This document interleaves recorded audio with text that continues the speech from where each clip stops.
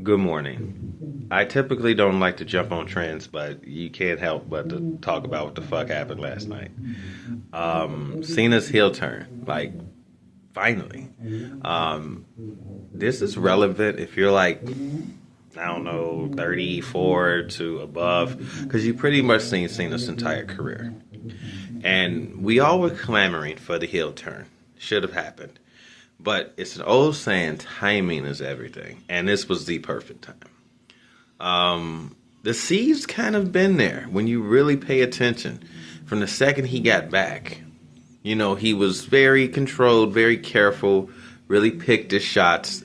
And, you know, and even the Royal Rumble, you know, he never seemed like it was either way I'm getting there. When he lost to Jey Uso, that was a shock. His facials kind of showed like, man, what the fuck? And then he went immediately to the press conference and said, don't worry about it. I'll be in the chamber. You could say that deal maybe was made right there. Maybe as soon as he went to the curtain, The Rock was dead. He's like, hey, man, I need that. The match itself for the chamber was good. He wrestled, but he didn't wrestle really like Cena. That was interesting. He was like, he did his 5 moves to do the pop, but he was more kind of like looking around, kind of picking the spots. And then, you know, the finish was Seth Rollins stomped Punk into oblivion, which was a crazy visual. And Seth's face hanging on outside the cage is going to be a meme. It was hilarious. Like, I got your ass, motherfucker. I loved it. But let's not forget about Punk. He still has that favor.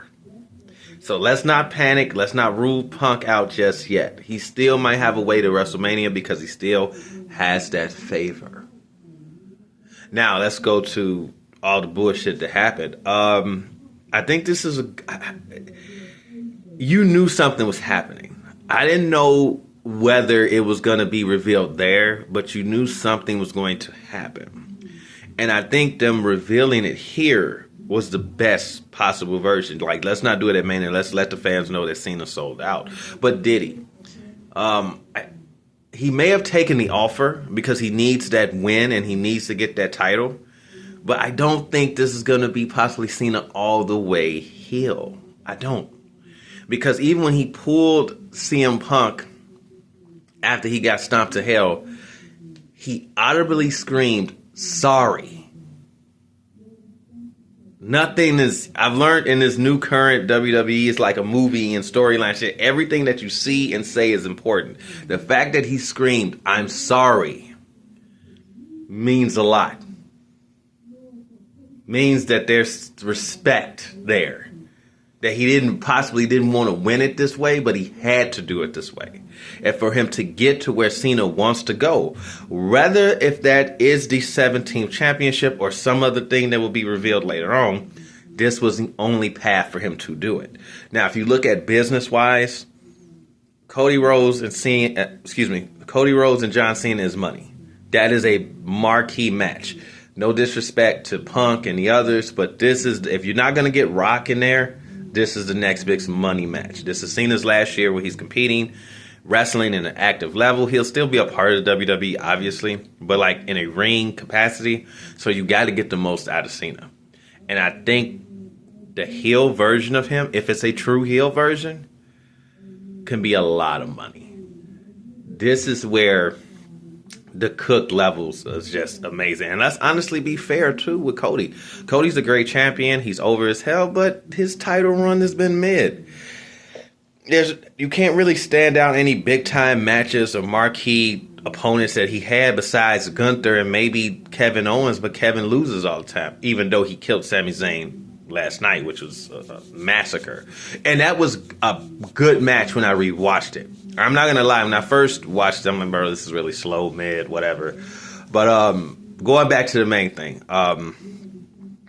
it's a good visual.